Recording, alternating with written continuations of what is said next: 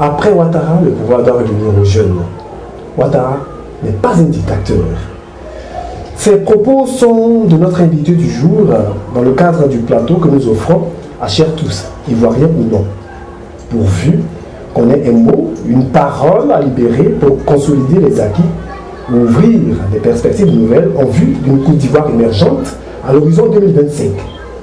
Il s'agit bien sûr de Kei Côte d'Ivoire, ou si vous voulez, à l'état civil, Kei Go Millen. Merci, bienvenue donc à Parole libérée sur Ivoire TV. Bonjour Kei. Bonjour cher frère. Ça va? Ça va très bien. Très bien. Alors on va revenir sur ces deux phrases fortes, n'est-ce pas? Après Ouattara, le pouvoir doit revenir aux jeunes. Mais avant cela, brièvement, qui est l'homme?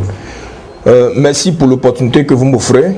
Je suis Kei Côte d'Ivoire, celui qui a mobilisé la jeunesse pour le président Laurent Gbagbo à Yopougon. Je sors d'abord des parlements à Goura et j'ai fait mon entrée sur la scène politique avec la grande famille du président Laurent Gbagbo en 2010. Donc Kei était le secrétaire général chargé de la mobilisation de la majorité présidentielle à Yopougon.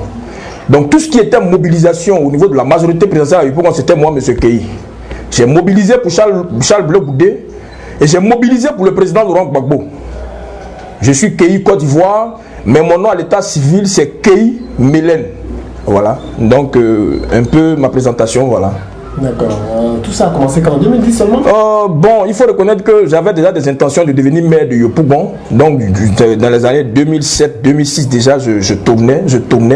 Mais quand on veut rentrer sur la scène politique, il faut appartenir à une famille. On ne peut pas subitement apparaître comme ça et puis voilà, parler. Donc, je me suis identifié à la famille du président Laurent Gbagbo, comme tous les guerriers l'ont fait. Je suis guerrier, voilà, de père et de mère, je suis ivoirien. Et donc, pour m'identifier, j'étais obligé de choisir le camp du président Laurent Gbagbo. Je me suis inscrit dans sa logique et j'ai combattu pour sa victoire. D'accord, donc en 2010 c'est ça? En 2010, oui, si vous voulez. D'accord.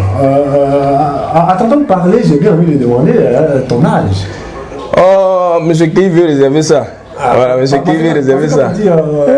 J'ai voulu devenir maire et tout ça. Donc... Oui, mais les gens me connaissent. Moi, je ne cache pas mes choses. Les gens me connaissent à Yopougon. Il y a un jeune qui a battu campagne à Yopougon. Moi, j'ai battu ma campagne dans les années 2007-2008. Je voulais être le maire de Yopougon. Il n'y a pas longtemps. Hein? Il n'y a pas longtemps. Demandez à tout le monde à Yopougon et demandez après monsieur Kei. Dites celui qui dit consolidons la paix. Il y avait des affiches qui traînaient à Yopougon où c'était marqué consolidons la paix. Ben, c'était moi, Kei Côte d'Ivoire. D'accord, Kei Côte d'Ivoire. Je pense qu'on va aller étape par étape. Voilà. Le sens de notre émission, c'est de recevoir des personnalités, des Ivoiriens ou non, mais qui ont quelque chose d'important, une parole pour guérir notre pays. Tu sais bien que nous sortons, on va se tutoyer. Ça ne me gêne pas, chef frère, non, vas-y. Tu sais que nous sortons d'une crise post-électorale, qui a laissé des conséquences graves, une cicatrice donc, et que nous cherchons on va dire, à soigner. Et donc cette émission Parole libérée, nous permettons aux invités de nous donner une parole pour guérir notre pays. On va revenir donc sur le jeune Kei. Tu veux que je t'appelle jeune? Ça ne me gêne pas, je suis jeune. D'accord. Le jeune Kei, tu as dit que tu es membre de la majorité présidentielle. J'étais membre de la majorité présidentielle. Sinon, je ne suis plus membre de la majorité présidentielle. Comment se porte comment se porte aujourd'hui? Est-ce qu'on peut parler de majorité présidentielle aujourd'hui? On ne peut plus parler de majorité présidentielle en son sens que la majorité présidentielle a existé dans un but et dans un temps bien précis. Il s'agissait des élections. Voilà, nous sommes organisés en front, en union, pour accompagner le président Laurent Gbagbo en 2010. Maintenant que les élections se sont achevées, je crois que maintenant il serait mieux de parler de l'ex-majorité présidentielle. D'accord. Voilà. C'est à cela que je voulais que tu dises. Voilà, l'ex-majorité présidentielle. Okay. Et donc quand on revient sur sa vie privée, Kei marié? Oui, marié légalement depuis le 2007. Mon alliance? Bon, voilà, tu m'as surpris ici, je savais que je devais dire que j'allais porter mon alliance. Mais voilà. Sinon, je suis marié légalement. Ouh, père d'une fille. Hein. Une fille. Voilà. En dehors de la politique qu'on fait, est-ce qu'il y a d'autres occupations? Oui, en dehors de la politique, il y a d'autres occupations, mais bon, je voudrais que tout le monde... Bon, ça, je voulais réserver ça, mais Kei est un leader politique. Kei est un leader d'opinion. Je suis le porte-parole de la jeunesse de Côte d'Ivoire à ces heures. D'accord. Voilà. Mais en dehors de la politique, Kei fait quelque chose. Bon, je vais réserver ça parce qu'en Côte d'Ivoire, quand ça se mélange là, c'est ce que tu fais, on s'en va gâter. Donc, ce que je fais là, je garde ça pour moi et ma famille. Mais pour l'heure, je suis sur ce plateau pour dire mes vérités à la Côte d'Ivoire et dire mes vérités à tous ceux qui entendent ma voix maintenant pendant que je parle. Qui a fait des études, bon, ça, il n'y a pas de problème. Oui, j'ai fait des études. Hein. Voilà, j'ai fait des études. Bon, Kei a un bac plus 5. Hein. Un bac plus 5. Voilà, Kei a un bac plus 5. J'ai eu le bac, et j'ai eu le BTS et j'ai fait le cycle ingénieur. Voilà. J'ai fait un cycle ingénieur en NTIC. En NTIC. Voilà. D'accord. Et j'ai fait un BTS en informatique industrielle et maintenance. J'ai fait aussi un bac D. Okay. Voilà. Alors, Kei a parlé tout à l'heure de parler au nom de la jeunesse. Oui. Quelle est cette jeunesse qui se reconnaît en Kei? Bon, je parle au nom des jeunes Ivoiriens. Je suis d'abord Ivoirien moi-même, je suis un jeune Ivoirien. Et à ces heures-là, je parle au nom de la jeunesse ivoirienne. Voilà. Donc on s'improvise comme ça, porte-parole? Bon, on ne s'improvise pas. Vous savez, la chose est claire. On ne s'improvise pas. Il y a des acteurs au niveau de la jeunesse. Nous étions tous derrière le camarade Charles Blé Goudé hier. J'ai été l'une des personnes à dire que Charles Blé Goudé n'est pas le leader de la jeunesse. Mais par moment... À quel moment? Je l'ai dit il n'y a pas longtemps. Il n'y a pas longtemps parce que tout dernièrement on transférait Charles Blé Goudé à La Haye. Et certains jeunes ont commencé à pleurer, à se lamenter. Mais je leur ai dit attention, vous nous fusillerez nous les autres. Parce que Charles Blé Goudé n'est pas le seul jeune Ivoirien en Côte d'Ivoire ici. Non, après Charles Blé Goudé, il y a Kei qui est là aussi. Après Kei, il y a Zadi qui est là. Mais comme mon frère Zadi est devenu président d'un parti politique, il ne peut plus parler au nom de la jeunesse. Mais moi, Kei, je ne suis pas président de parti politique, je suis là. Je suis le seul jeune qui est resté, qui n'est pas allé en prison, qui s'apprête à travailler pour la Côte d'Ivoire. Donc je m'auto-proclame président de la jeunesse de Côte d'Ivoire. Tranquille, hein? Ah, voilà, je m'auto-proclame président de la jeunesse de Côte d'Ivoire. Mais comment on peut être porte-parole ou président de la jeunesse? Non, à ces heures-là, je ne suis pas porte-parole. À ces heures-là, je suis le président de la jeunesse de Côte d'Ivoire. Comme ça? Comme ça. Tout de beau? Non, je ne dis pas tout. Je fais partie d'un cercle. Je fais partie d'une famille. D'accord. Quelle est cette famille? Cette famille-là, je suis un frère à Charles Blé Goudé. Je suis un frère à tous les leaders qui ont animé les activités de la jeunesse en Côte d'Ivoire. Mais à ces heures données de la crise, puisque je suppose que la jeunesse est toujours... la crise est passée. La crise est passée, mais je parle à ces heures données de l'après-crise. Charles Blé Goudé n'est plus là. Dibo Pio n'est plus là. Le seul camarade qui était en place et qui travaillait pour la jeunesse s'appelle le camarade Zadi Guégué. Mais le camarade Zadi Guégué vient de créer son parti politique. Donc le camarade Zadi Guégué est devenu le président d'un parti. On ne peut pas être président d'un parti politique et parler désormais au nom de la jeunesse. C'est ce que je ne comprends. Donc moi, Kei, comme je ne suis pas d'un parti politique, je suis disponible et j'appartenais à ce cercle-là. Je suis le dernier de tous ceux-là à ces heures-là. Ça dit que hier, ils ne pouvaient pas parler, parce que tous ceux-là étaient là. Maintenant que certains ont été enfermés, d'autres sont devenus présidents de partis politiques. Je prends mes responsabilités. On ne va pas me réveiller pour dire qu'il vient le président. Je me mets au travail et je suis le président de la jeunesse de Côte d'Ivoire. D'accord. C'est trop facile quand même, quoi. C'est trop facile. Dans tous les cas, c'est comme ça que Côte d'Ivoire est président de la jeunesse de Côte d'Ivoire. Je pense que la Côte d'Ivoire est un pays organisé. Oui. Et donc, je veux dire, si nous partons de la cellule même de la commune, il y a d'abord une organisation des jeunes. Je veux dire, dans votre quartier, vous avez une organisation et tout cela. Est-ce que vous avez des jeunes gens qui se reconnaissent en vous, qui viennent assister à vous?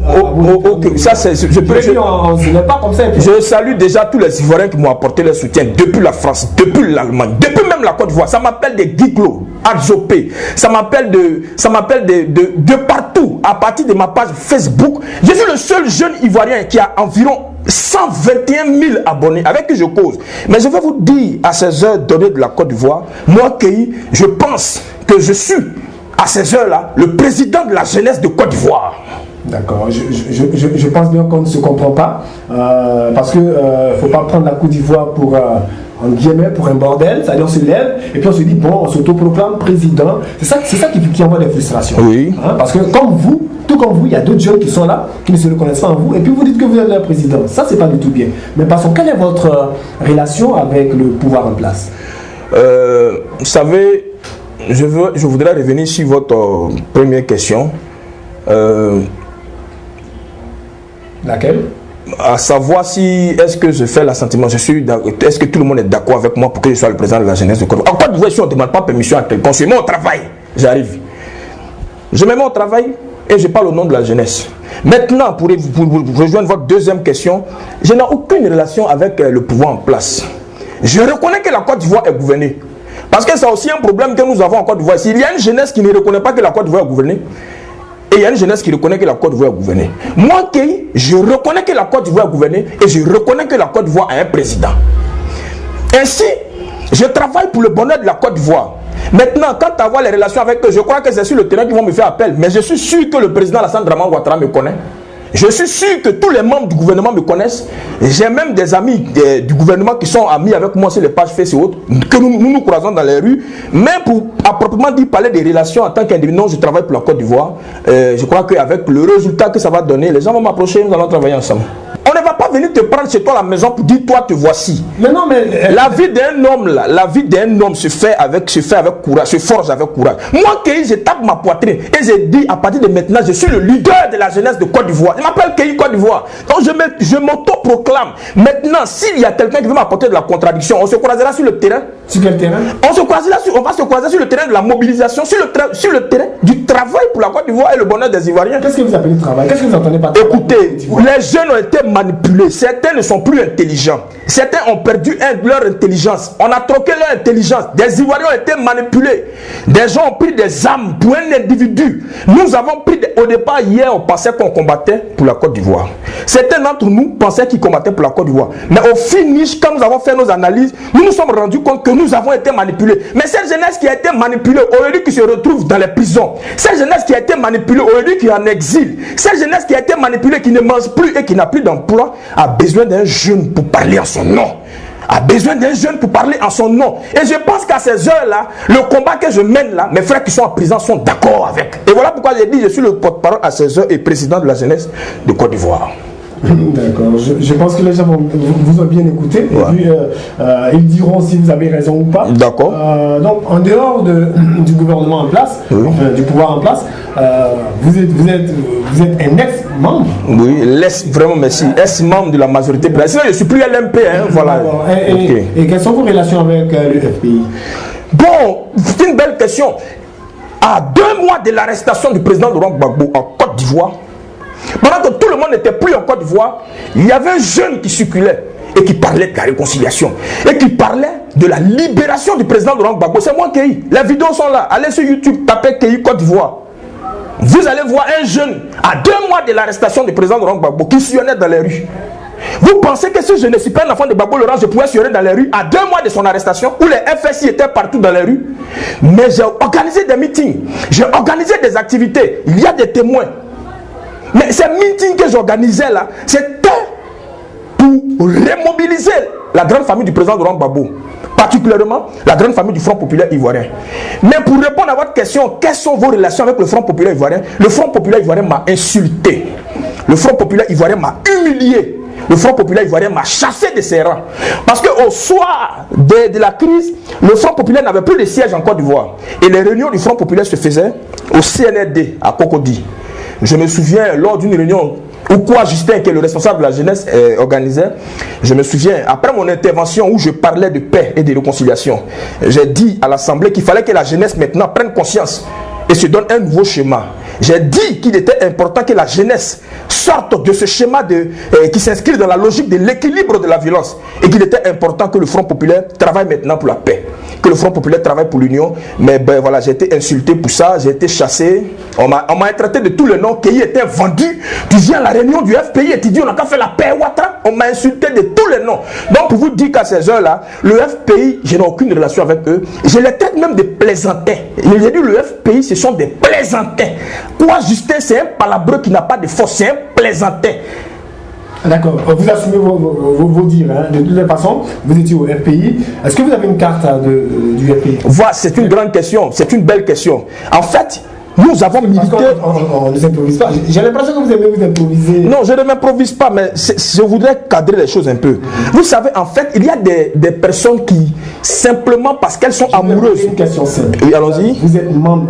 Non, je n'ai pas de carte de FPI, je ne suis pas membre du FPI. À 16 heures, je ne suis plus membre du FPI. Non. Je l'étais auparavant, mais je ne le suis plus. Vous aviez votre carte? J'avais ma carte, mais je ne l'ai plus. Vous étiez quoi? J'étais à cette époque-là au niveau de la jeunesse du FPI. En fait, La jeunesse du FPI, non, en tant que rien du tout, en tant que jeune membre du parti, c'est tout. Mais ça n'a pas duré, hein, parce que franchement, il faut reconnaître que bon, c'est un passé, hein, c'est mon passé. Et les heures où je devais, en tant que responsable, les heures où je devais rentrer au FPI en tant que responsable, ce sont à ces heures-là où j'ai été chassé du FPI. Vous avez jeté votre carte de membre? Je n'ai pas jeté ma carte de membre, seulement que le FPI ne m'intéresse plus, c'est ce que je voulais te dire, quoi. Et puis quand on va causer, il faut arrêter de dire FPI dans nos conversations, parce que les gars là, ils me plaisent plus. Bon, ça c'est une façon de parler à l'accueil, sinon nous, en tant que télévision sérieuse, voilà. Nous façon vous poser des questions qui nous...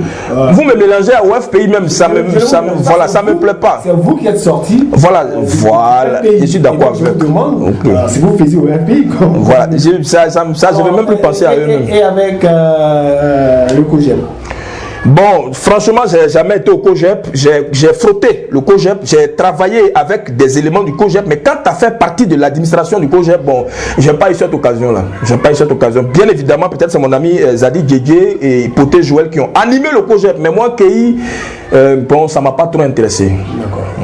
En ce temps, vous faisiez quoi? À cette époque-là, je me détachais un peu de la jeunesse du FPI et je traînais dans le Parlement Yagora. Voilà, c'est-à-dire les animateurs du Parlement Yagora, là, voilà un qui est là. Voilà. Okay. D'accord. Alors, Kei, si nous revenons sur la crise post-électorale, est-ce qu'aujourd'hui, Kei, avec beaucoup de responsabilités, tu peux dire ouvertement face à la nation que tu as une part prise, n'est-ce pas, dans ce qui est arrivé à la Côte d'Ivoire? Merci. Vous savez, il est important de reconnaître ses erreurs. Quand on veut mener un combat à long terme, il faut reconnaître ses erreurs. Je demande pardon à tous les Ivoiriens pour ce que nous avons eu à faire dans ce pays. Parce qu'il serait méchant de venir sur une scène, sur ce plateau télévisé, et parler sans demander pardon aux Ivoiriens. Je voudrais demander pardon à tous les Ivoiriens qui ont été victimes dans cette crise. À tous ceux qui ont perdu leurs frères. Mon frère, pour revenir à ta question, nous avons fait du mal en Côte d'Ivoire ici. Nous. Quand tu dis nous, c'est qui? Je parle de la jeunesse pro-Gbagbo. D'accord, tu assumes? J'assume, nous avons fait du mal en Côte d'Ivoire ici, on s'est battu. Parce que voilà une chose aussi, on dit que Gbagbo est innocent, c'est vrai, et puis il y a eu 3000 morts. Mais les 3000 morts n'ont pas été improvisés, il y a eu un affrontement, c'est parce qu'on a été vaincu dans le combat, c'est tout. Sinon on s'est battu, et il y a eu des morts. Je me souviens, quand la jeunesse du RDR m'a invité à Bobo, lors de leur cérémonie qu'on appelle le parti T, j'ai pris la parole et j'ai demandé pardon à la jeunesse d'Abobo. Et en même temps, j'ai profité pour demander pardon à la population d'Abobo.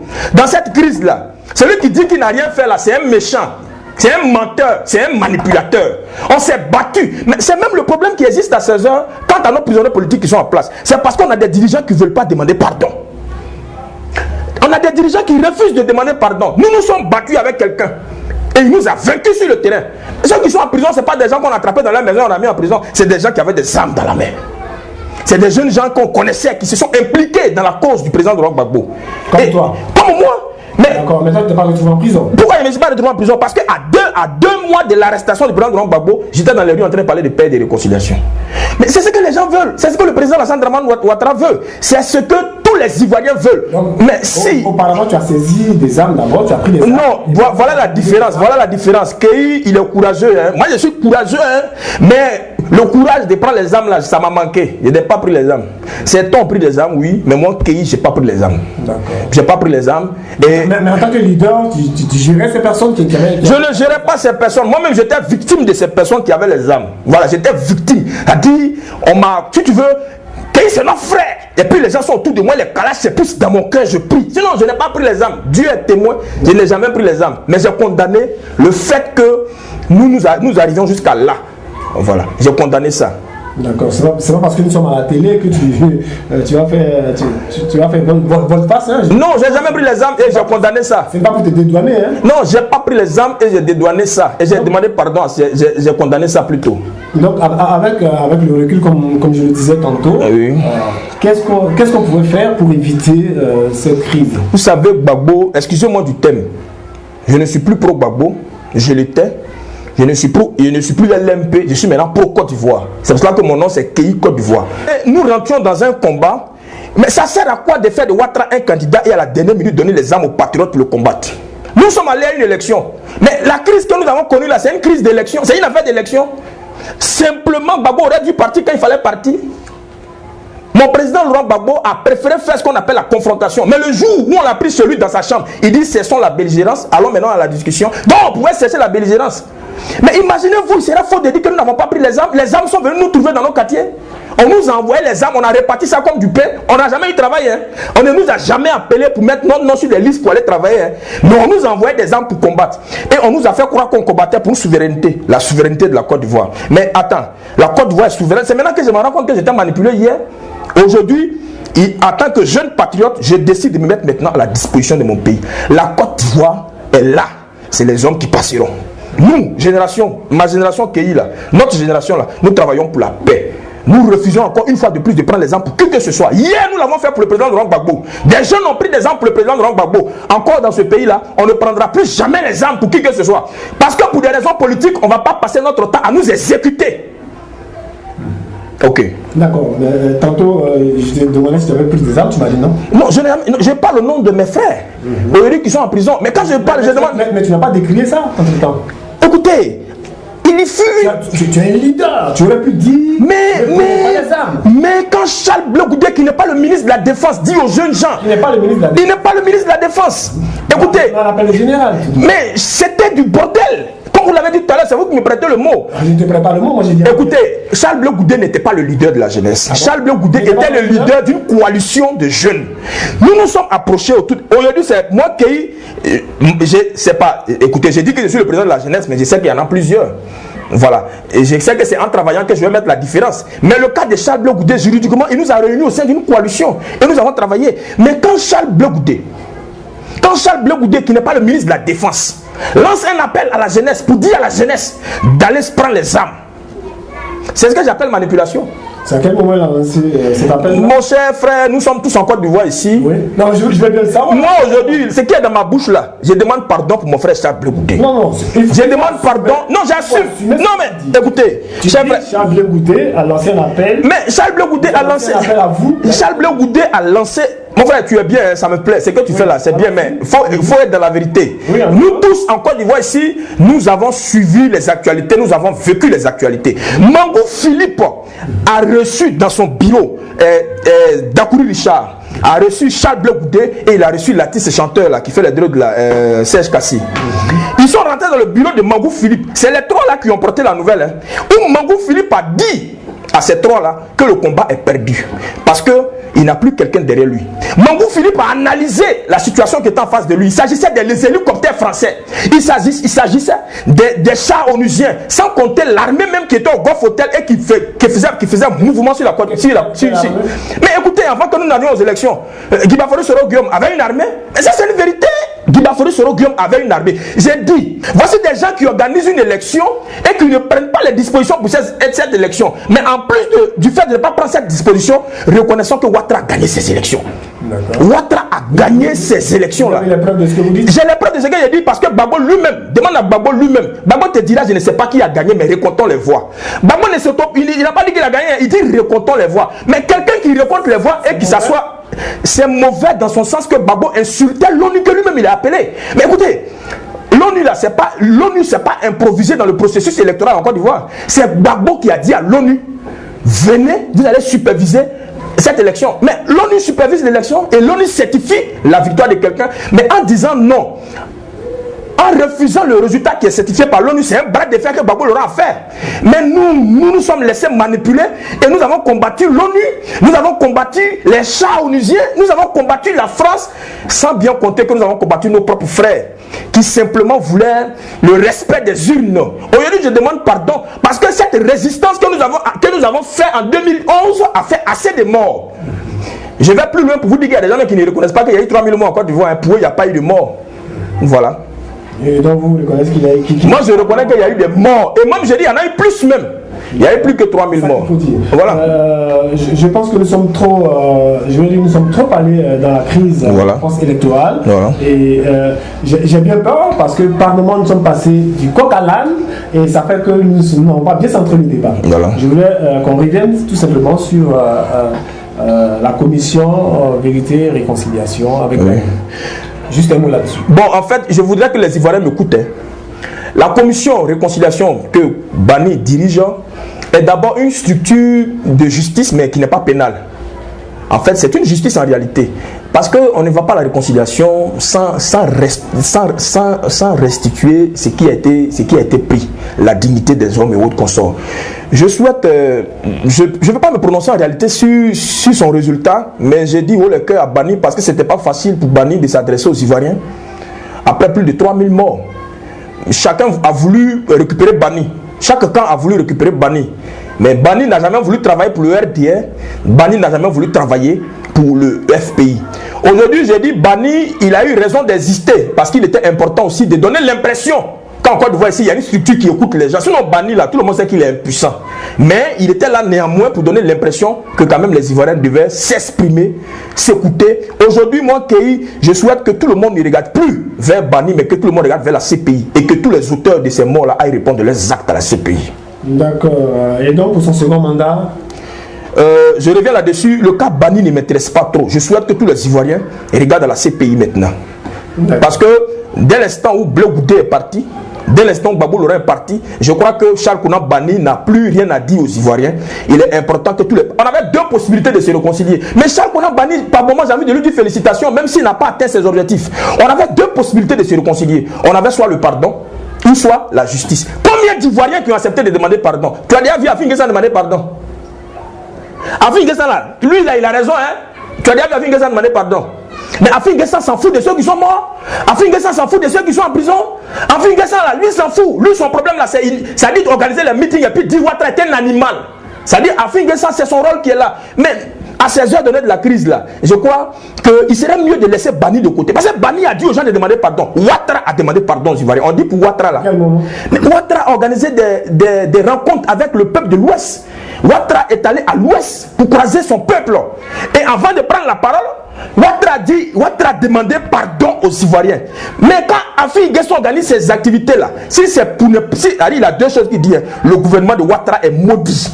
Si ce n'est pas le gouvernement de Ouattara est maudit, c'est Ouattara est un animal.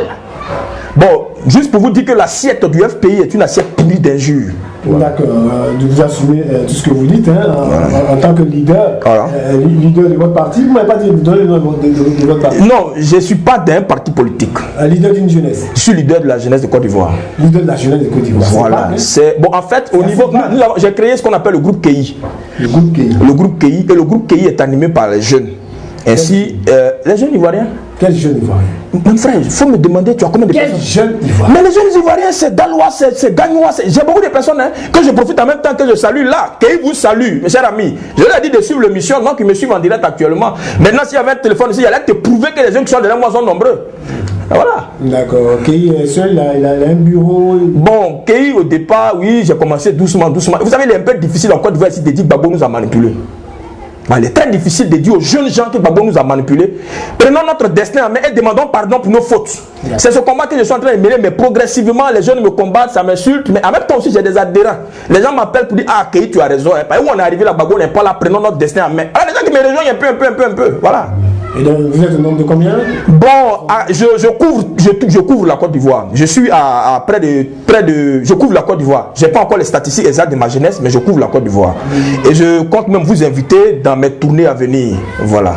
Chers internautes, nous sommes donc à Parole Libérée. Nous recevons, on vous l'a déjà dit, nous recevons Kei Côte d'Ivoire. Il est le leader de la jeunesse de Côte d'Ivoire. Merci. Il s'autoproclame. Hein. Ouais. C'est si bien dit. Dans l'histoire, c'est bon. Il soupèse ses mots. Il est le représentant et le leader de toute la jeunesse de Côte d'Ivoire. Il faut que chaque jeune Ivoirien se reconnaisse en lui. Alors, tout à l'heure, il a parlé de Afi qui n'avait que deux mots, soit injure, soit Ouattara maudit, enfin le gouvernement maudit, ou un autre mot qui n'était pas joli. Voilà. Alors pendant que Afi dit tout ça, que fait Kei? Mais Kei passe son temps sur les réseaux sociaux. En fait, les gens pensent que moi je n'aime pas Afi. J'aime Afi. Mais Afi, je n'aime pas sa manière de travailler. Il serait mieux à ces heures que Afi dise aux Ivoiriens, aimons-nous les uns les autres. Voici le message que je demande à Afi. Même si vous ne voulez pas rentrer dans un gouvernement d'union pour travailler pour le bonheur des Ivoiriens, quand vous voulez rester dans l'opposition, mais faites une opposition civilisée. Hier, j'organisais des meetings en Côte d'Ivoire. Moi, Kei, J'ai fait beaucoup de choses, cher ami. J'ai organisé des meetings en Côte d'Ivoire et ces meetings étaient sécurisés par les FSI. Qu'est-ce qu'on m'a pas dit?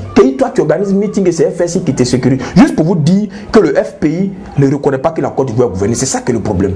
Le FPI pense que ceux qui sont au pouvoir là ne sont pas les vrais dirigeants du pays. Donc, le FPI pense que la meilleure manière de se faire entendre, c'est les injures. C'est le FPI qui fait que nos frères sont en prison. Mais je voudrais profiter de l'occasion pour m'adresser aux frères du FPI. Ayez pitié de Gbagbo Laurent.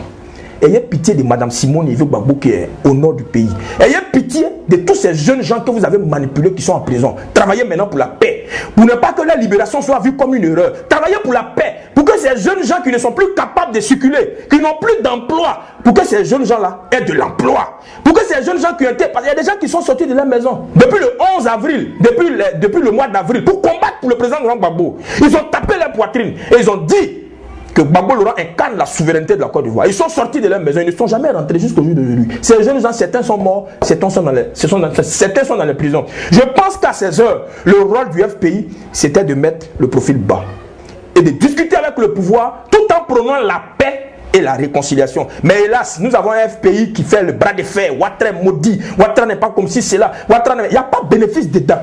C'est ce que moi je dis chaque fois. D'accord, on va permettre à Kéhi de se prononcer sur le recensement général de la population et de l'habitat. Vous savez,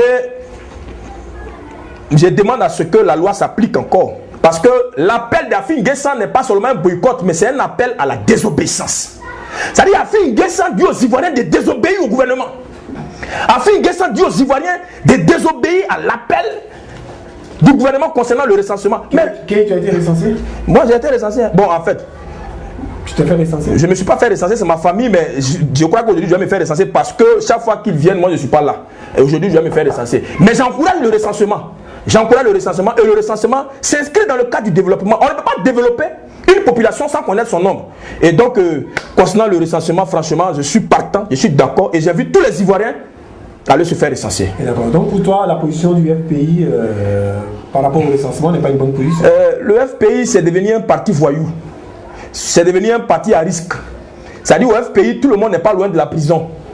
Voilà, parce que voici des gens, si vous ne voulez pas vous faire recenser, fermez vos bouches, mais vous lancez un appel à la désobéissance. Certaines régions même vont jusqu'à porter main aux agents recenseurs.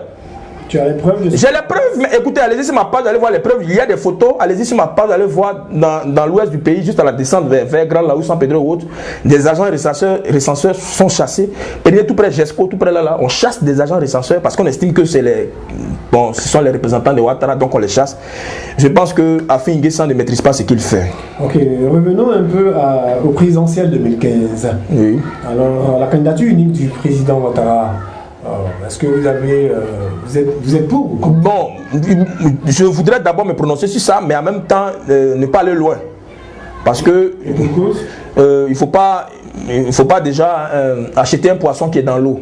C'est-à-dire 2015 n'est pas encore arrivé. Il ne faut pas parler, sinon ce que tu dis n'est pas certain.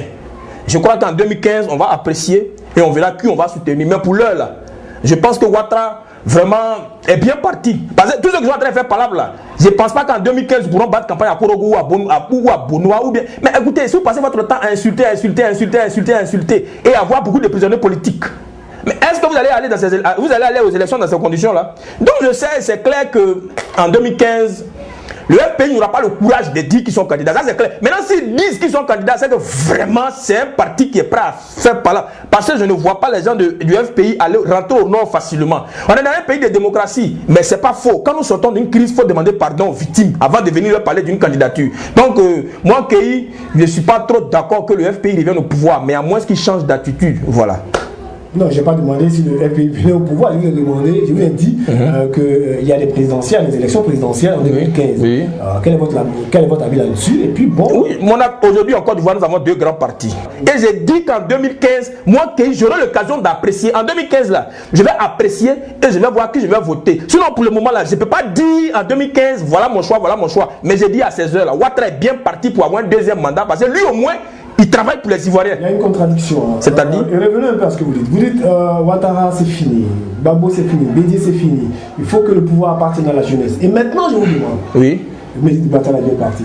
Non, ce que je veux vous dire en fait, Écoutez, même pas vos convictions. Non, écoutez. Qu'est-ce que vous... J'ai dit, c'est fini pour Bédié. Bédié est quitté au pouvoir en quelle année? Bédié est quitté au pouvoir en 99. Nous sommes en quelle année aujourd'hui? Nous sommes en 2004. De 99 à 2004, ça fait combien d'années? 2014. 2014 plutôt. Ça fait combien d'années? De 99 à 2014. Ça fait bien évidemment 15 ans. Attention à la table. Oui. Et Bédié a quitté le pouvoir il y a eu 15 ans. C'est fini pour Bédié. D'accord. Gbagbo Laurent étant au pouvoir. Gbagbo Laurent a fait combien d'années? Gbagbo Laurent a fait 10 ans de pouvoir. C'est vous qui étiez avec Gbagbo, vous pouvez savoir. Gbagbo Laurent a fait 10 ans de pouvoir. C'est fini pour Gbagbo Laurent. Mais bien évidemment, après Gbagbo Laurent, c'est qui? C'est Ouattara qui vient. Ouattara est la dernière personne de cette génération. Ne pensez pas qu'après Ouattara, Bédié va revenir, et puis Bédié après Gbagbo va revenir. À vous qui m'écoutez et qui pensez qu'après Ouattara, Gbagbo va revenir, ou Bédié va revenir, vous êtes des menteurs. Après Ouattara, c'est la jeunesse qui vient au pouvoir. Et nous préparons pour l'après Ouattara. Ceux qui passent leur temps à Ouattara, c'est quand? L'après Ouattara, c'est de ça qu'il s'agit et c'est mon combat. Beaucoup de personnes combattent Ouattara sans préparer l'après Ouattara. L'après Ouattara, c'est la période dans laquelle Ouattara ne sera plus au pouvoir pour des raisons. Ça peut être 20 ans, 30 ans, 40 ans. On est prêt à patienter. Mais dans tous les cas, Ouattara n'est pas éternel. Mais qui pouvait penser que Gbagbo allait quitter au pouvoir un jour? Qui pouvait penser? Qui pouvait penser que... Ça, c'est vous qui le dites. Mais nous, on ne pensait pas que Gbagbo allait quitter le pouvoir. Aujourd'hui, on vit l'après Gbagbo. Mais beaucoup n'ont pas préparé l'après Gbagbo. Aujourd'hui, nous vivons l'après Gbagbo. Mais il ne faudrait pas encore que nous soyons surpris dans l'après Ouattara. C'est pour cela que moi, Keï, je lève ma main pour dire je me rends disponible pour l'après Ouattara. Donc Ouattara aujourd'hui là a besoin du soutien de la jeunesse. Parce que si Ouattara échoue, c'est nous la jeunesse qui allons payer les pots cassés. Non, aujourd'hui nous devons soutenir notre président. La question n'est pas d'aimer Ouattara ou bien de ne pas l'aimer, mais c'est de l'encourager à travailler pour les Ivoiriens. Parce que le pont que Ouattara est en train de faire là, c'est nous qui allons marcher là-dessus, et nous la jeunesse. Les voiries que Ouattara est en train de faire là, c'est nous qui allons rouler nos voitures là-dessus. Donc Ouattara travaille pour nous. Mais en même temps que Ouattara travaille pour nous, nous devons nous préparer à assurer la relève. Parce qu'après Ouattara, il ne faut pas que ce soit Afi. Après Ouattara, ça ne doit pas être Gbagbo Laurent. Après Ouattara, ça ne doit pas être Bédié. Bédié, il était ministre en 1960. En 1968. Bédié était ministre de l'économie en 1968. Et il a été président en 93 jusqu'en 99. Ce même Bédié va revenir encore en 2015. Ou bien en 2020, c'est fini pour Bédié, c'est fini pour Gbagbo Laurent. Et Ouattara est en train de terminer son épisode. Ouattara est la fin de son épisode. Mais le jour où Ouattara est venu au pouvoir, c'était la fin de son épisode. Aujourd'hui, aidons-le. À sortir? Travaillons, pas à sortir. Aidons-le à achever son mandat. Son mandat, c'est combien? Son mandat finit en 2015? Mais en même temps que son mandat finit en 2015, si nous estimons qu'il est l'homme de la situation, on lui donne encore un mandat. Mais sachez qu'après Ouattara, c'est les jeunes qui viendront au pouvoir. Bon, c'est relatif et c'est assez... je ne comprenais pas bien quand vous disiez que après Ouattara, le pouvoir doit revenir à la jeunesse. Donc vous voulez dire que le temps, il faut laisser le temps au temps, n'est-ce pas? Le temps de faire ce qu'il a envie de travailler, et puis après la jeunesse venait. Je donne une indication, c'est-à-dire je me prononce pour dire... Il n'y a pas une date butoir. Je veux dire en fait que la Côte d'Ivoire est sur le point de proposer de nouveaux leaders. C'est ce que je veux dire par là. La Côte d'Ivoire est sur le point de proposer de nouveaux leaders. Je suis en train de vous dire que ces hommes que nous connaissons, ces hommes du passé là, ils ne doivent plus rentrer dans notre avenir. Bédié a 80 ans, en 2014, Bédié a 80 ans. Donc c'est pas avec les 80 ans, on va pas le projeter dans notre avenir. Gbagbo Laurent dans la soixantaine, on va pas le projeter dans notre avenir. Donc la Côte d'Ivoire doit proposer de nouveaux leaders. Et ici, les leaders dont il s'agit, c'est la jeunesse. Les jeunes doivent se prendre en charge. Les jeunes doivent prendre conscience qu'après Ouattara, c'est eux qui viennent. C'est parce qu'on est manipulé qu'on se met à la disposition de ces vieillards. C'est parce qu'on est manipulé qu'on se met à la disposition de ces personnes qui ne sont plus d'actualité. Sinon, je ne sais pas. Qu'est-ce que tu appelles plus d'actualité? Mais écoutez, qu'est-ce que Gbagbo va venir nous dire encore? Nous, la jeunesse là, qu'est-ce que Gbagbo va venir nous dire encore? Pourtant, Bédié est toujours président du PDCI-RDA. C'est fini comment? Non, j'ai dit, c'est fini pour Bédié parce que Bédié a 80 ans. Tu dis qu'il n'a plus rien à proposer. Or, donc, le PDCI propose... Non, Bédié même peut-être est une erreur pour le PDCI à 16 heures. Je le dis parce qu'au PDCI, il y a eu des jeunes qui ont levé le doigt et qui ont été ridiculisés, humiliés. Je pense que Bédié était dans une saison, les gens lui ont donné une chance. Mais écoutez, ce que les gens veulent faire au PDCI, ça c'est au PDCI. Le PDCI peut donner encore plusieurs mandats à Bédié. Mais nous les Ivoiriens qui n'avons rien à voir avec le PDCI, qui ne sont pas militants du MPD, on n'est pas prêt à donner une chance à Bédié. Ah non, ça c'est vous qui n'êtes pas... Voilà, mais donc, ne dis pas... après Ouattara là, c'est que tu dois savoir là, frère, après Ouattara là, c'est les jeunes qui viennent au pouvoir. Après Ouattara là, les vieillards là, on n'est plus prêt à porter les t-shirts. Après Ouattara là, où on est arrivé là, où le film est arrivé, où il y avait plus de 3000 morts, c'est affronté entre nous là. Après Ouattara, c'est nous les jeunes qui venons au pouvoir. D'accord, ça ça n'engage que toi, voilà. Tu l'as dit. Prenons un peu d'air avec la recomposition de la CEI. Bon, ça aussi c'est une réalité. Hier, il y avait des personnes qui étaient au sein de la CEI pour régler un certain nombre de conflits. Voilà. Au niveau de la recomposition de la CEI, je souhaite que la CEI soit recomposée. Je souhaite que la CEI soit recomposée par les acteurs présents. Voilà. Par les acteurs présents. Je souhaite que la CEI soit composée par... C'est-à-dire il faudrait que les partis de l'opposition et les partis au pouvoir, puisque c'est le RHDP qui est au pouvoir, qu'ensemble ces partis-là s'unissent pour former une CEI crédible. Mais moi, la composition de la CEI ne m'intéresse pas. Ce qui m'intéresse, c'est... Quel est le visage de la CEI, toi qui es un homme politique? Bon, non, jusqu'à ces heures-là, il faut reconnaître que beaucoup sont concentrés sur les élections. Nous, on ne s'intéresse pas trop aux élections. Moi, Keï, pour le moment, je ne m'intéresse pas trop aux élections. Donc, oui, pour un leader, je ne m'intéresse pas trop aux élections parce que pour moi, à ces heures, il faut d'abord soutenir Ouattara. Et moi, je souhaite qu'on aide Ouattara à terminer son mandat. Tu m'amènes à penser ce que disait mon réalisateur. Est-ce que mon cher Keï ne brasse pas l'air, il ne fait pas beaucoup de bruit pour que Ouattara l'appelle? Non, la question n'est pas que Ouattara m'appelle. Ouattara va m'appeler, ça c'est clair. On ne fait pas politique là, on ne fait pas politique pour faire palabre. On fait ça pour se faire des amis. Tu cherches une place? Non, je ne cherche pas une place. Parce que tu ne manges plus au FPI, la LNP, Keï n'a pas à manger, Keï cherche. C'est vrai, ce que les gens disent, c'est pas faux. Les gens disent que Keï veut mettre son habit au soleil. Mais vous voulez que je mette mon habit sur la pluie? Donc de mettre mon habit sur la pluie, c'est une question que je pose. On dit qu'il met son habit au soleil, donc de mettre mon habit sur la pluie. Ici c'est moi qui pose des questions. Bon, comment combattre un président? C'est ridicule de votre part de combattre un président. J'ai dit à ces heures, les élections ne m'intéressent pas. Ce qui m'intéresse, c'est comment accompagner Ouattara, c'est-à-dire comment l'aider jusqu'à la fin de son mandat. Mobiliser la jeunesse à travailler pour la paix et la réconciliation. Mobiliser la jeunesse à se mettre sur le chemin du travail, des études. Voici un peu moi ma mission. D'accord, ça c'est voilà. Sinon quand tu poses cette question, que tu dis comment combattre un président, je veux dire quand on crée un parti politique.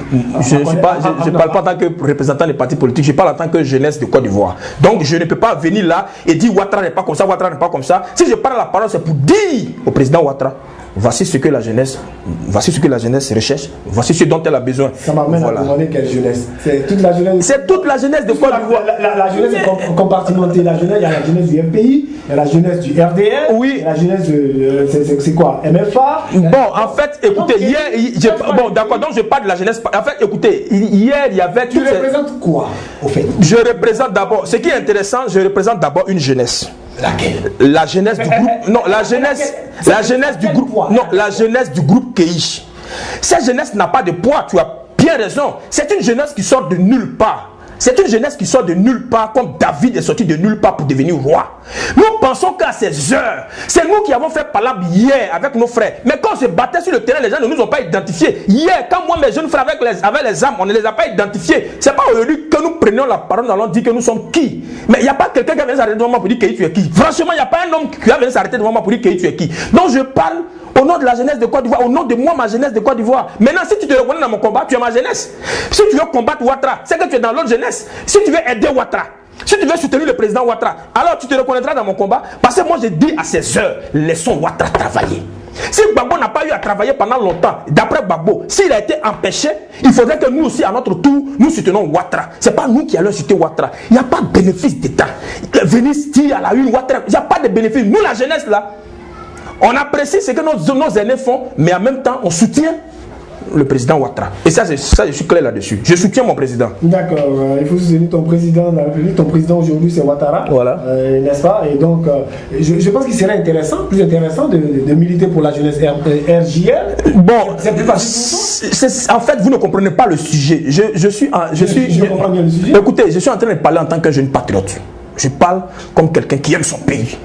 Et je dis à ces heures... Ah, parce que les autres jeunes n'aiment pas leur pays. Les gens n'aiment pas leur pays. Quand les gens ils ont la possibilité d'aller attaquer le 16e arrondissement, aller insulter Ouattara, les meetings, ils n'ont pas leur pays. Mais moi, comme j'aime mon pays, je m'organise à ces heures pour soutenir mon président. La question n'est pas est-ce que j'aime mon président ou bien je ne l'aime pas. La question n'est pas est-ce que j'aime mon président ou je ne l'aime pas. Mais je soutiens mon président pour qu'il puisse travailler pour les Ivoiriens. Voilà de quoi il s'agit. D'accord. Et qu'est-ce qu'on peut dire de la maladie de Ouattara? voilà encore une occasion pour montrer aux Ivoiriens que Ouattara est un homme. Ouattara n'est pas un dieu. Ah, donc Ouattara tombe malade. C'est pour dire que c'est un homme. Aujourd'hui, ceux qui se réjouissent de la maladie de Ouattara sont des sorciers. Voilà, parce que Dieu a dit aimons-nous les uns les autres. Donc celui qui ne respecte pas ce commandement de Dieu est un sorcier. Et Dieu sera là, toujours prêt à humilier ceux qui combattent Ouattara. Voilà. Aidons Ouattara. S'il est malade, souhaitons-lui bonne guérison. Donc juste moi, je profite de l'occasion pour dire bonne guérison à mon président. Qu'il soit fort pour aider la jeunesse. C'est les mêmes mots que tu emploies pour Babou, hein? Ou, dans tous les cas... C'est le même discours. Mais il serait mieux que la jeunesse se mette mais il serait mieux de se mettre à la disposition de son président. Mais chaque fois qu'un président viendra, je demande aux jeunes de le soutenir. Ça sert à quoi d'insulter quelqu'un qui a les moyens de vous aider, qui a la possibilité de vous aider? Mais il faut être malade pour venir dire, insulter Ouattara à la télévision. Je profite de cette occasion pour dire à Ouattara que la jeunesse a besoin de son soutien. Et c'est ce qui est bon, que de venir l'insulter. Chaque fois qu'il y aura un président Côte d'Ivoire ici, je souhaite que la jeunesse se mobilise pour le soutenir. C'est de ça qu'il s'agit. D'accord. La reprise de la violence dans l'Ouest. Oui. De l'Ouest. Je suis guéri de l'Ouest, c'est pas faux. Qu'est-ce qui s'est passé? Bon, il faut reconnaître que la Côte d'Ivoire est en train de plonger dans une sorte de résidu existentiel. C'est-à-dire, les Ivoiriens veulent rentrer dans un schéma de l'équilibre de la violence. Et c'est là que Keï intervient. Je ne comprends pas trop bien. L'équilibre de la violence, c'est quoi? Qui fait violence? Qui veut équilibrer? Qui fait quoi? À ces heures-là, je ne peux pas indexer qui attaque ou qui n'attaque pas. Mais je dis, s'il y a des troubles, c'est parce qu'il y a des gens qui ne veulent pas aller à la paix. Je ne vais pas venir me mettre dans la caméra ici pour vous dire, voilà lui qui attaque, voilà celle qui attaque, voilà. Mais je dis à ces heures-là. Tu es un jeune de l'Ouest, tu peux savoir. Je suis un jeune de l'Ouest. Je veux savoir ce qui se passe exactement. À ces heures-là, je peux d'abord certifier que l'Ouest a été frappé par la guerre. Et qu'il y a certains parmi nous qui ne sont pas prêts à aller à la réconciliation. Et c'est là que moi, j'interviens maintenant pour travailler pour que ceux-là qui font résistance qui résistent à la paix, acceptent la paix. Donc, juste pour te dire que moi, je ne peux pas me prononcer sur ce qui se passe à l'Ouest. Ça c'est clair, je ne peux pas me prononcer là-dessus. Mais je me mets à la disposition des Ivoiriens pour que ces bruits-là cessent. D'accord. Et donc, revenons un peu à l'embargo, à lever de l'embargo sur les armes. Oui.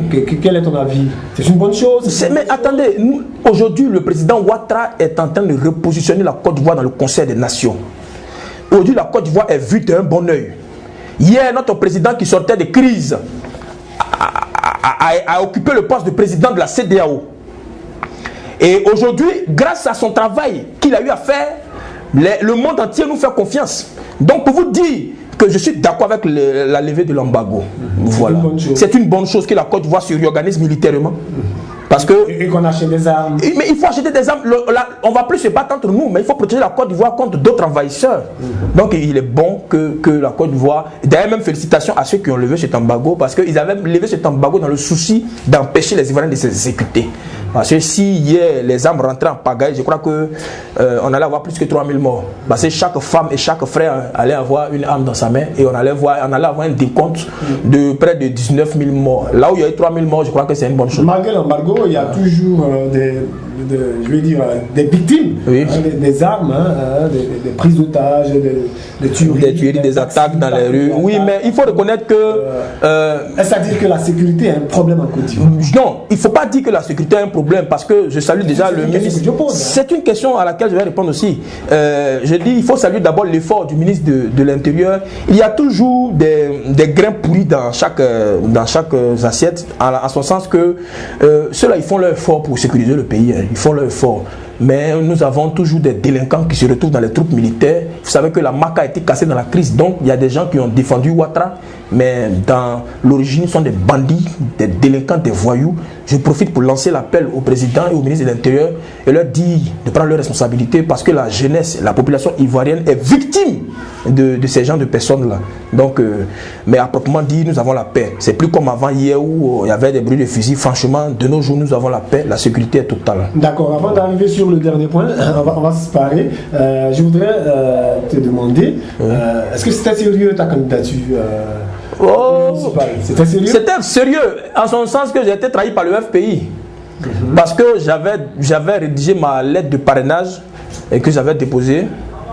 Et cette lettre de parrainage-là souhaitait un soutien. Je dépose une lettre de parrainage pour être parrainé. On ne m'a pas répondu, on ne s'est pas intéressé à ma candidature. Parce que tu ne faisais pas le point. Regardez, écoutez, mais Kei est connu à Yopougon. Vous connaissez, je m'appelle Kei Côte d'Ivoire. Kei Côte d'Ivoire, je suis connu, hein. Entrez à la Cypresse, dites où est Kei Côte d'Ivoire. Et moi, vous allez trouver chez moi à la maison. Yopougon, c'est pas Cypresse. Sinon, juste pour vous dire qu'il y a un jeune qui battait campagne à pied, c'était moi.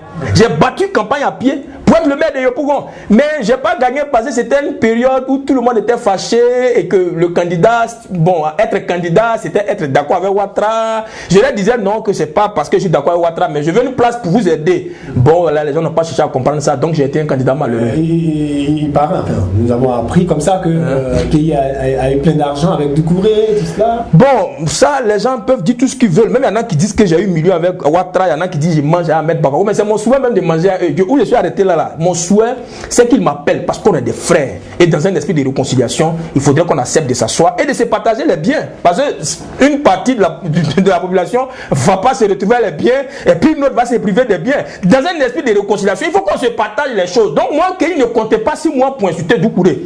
Ne comptez pas sur moi pour insulter Ouattara. Comptez sur moi pour aller voir Ouattara. Il va nous donner quelque chose et puis il est venu vous donner. C'est ça qui est la vérité. D'accord. Donc parlons un peu des exilés, des prisonniers politiques, et puis on fera le cas naturellement de Madame Gbagbo, n'est-ce pas? Et puis bon voilà, si tu veux, on peut survoler le cas. Non, je suis à votre disposition.